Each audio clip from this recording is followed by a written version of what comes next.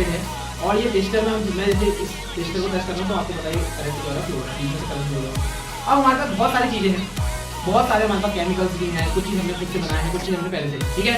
ये तो tap water है, टैप वाटर मतलब जो हमारे नल में पानी आता है वो है, ठीक है।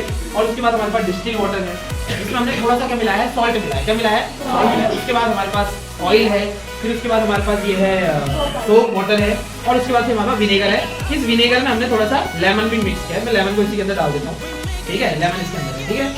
तो एक एक करके हम चेक करेंगे कि कौन है, किसमें करंट फ्लो होता है नहीं होता, फिर उसका मैं आपको रीजन बताऊंगा। आई बात समझ में?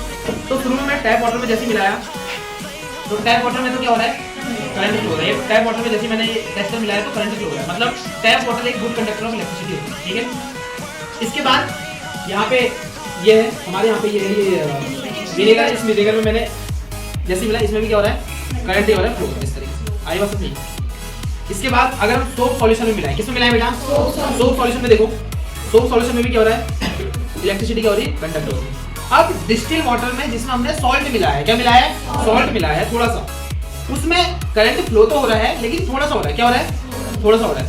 और अगर इसको मैं देखूं डिस्टेंस जो अगर मैं बढ़ा दे रहा हूँ, जैसे मान लो कि अभी बल्ब ज्यादा जल रहा है, अब मैं धीरे धीरे इसकी डिस्टेंस कम कर रहा हूँ, डिस्टेंस कम कर रहा हूँ तो देखो बहुत दम हो जा रहा है, ये डिम हो जा रहा है। इसको मैं जैसे जैसे आगे जाऊंगा तो बढ़ जाएगा, ठीक है, और ये फिर कम हो जाएगा, बढ़ जाएगा, ठीक है। अब एक फाइनली हम किसमें कर रहे हैं बेटा, वेजिटेबल ऑयल जो होता है, जरा ध्यान देना, इसमें करंट फ्लो नहीं होता। आई बात समझ में?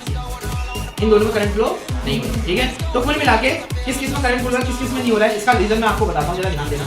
जो सबसे पहले टैप वाटर है, क्या है, टैप वाटर। जो हमारा टैप वाटर होता है इसमें बहुत सारे क्या होते हैं बेटा, मिनरल्स होते हैं, जिससे, और मिनरल्स में क्या होते हैं, आयंस होते हैं, जिसमें करंट क्या होता है, फ्लो होता है, ठीक है।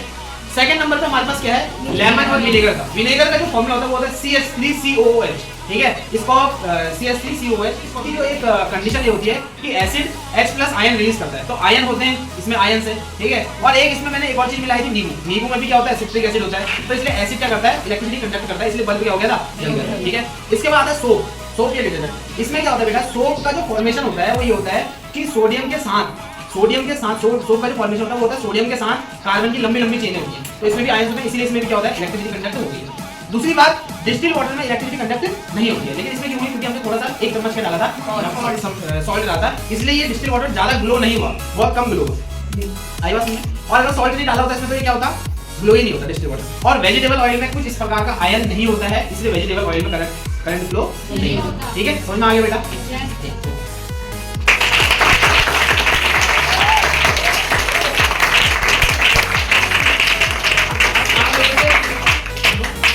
कोई भी चीज बेटा घर में बिल्कुल करने की जरूरत नहीं है, ठीक है। आप लोग को क्या है, करंट लग सकता है या कोई भी दुर्घटना हो सकती है, इसलिए यहाँ आपको करवा रहे हैं बहुत सारी सावधानियां बरत के। इसलिए आपको एक रिक्वेस्ट है कि आप कोई भी, आप भी और जो वीडियो देख रहे हैं वो भी, कोई भी घर में बिल्कुल ट्राई, थैंक यू।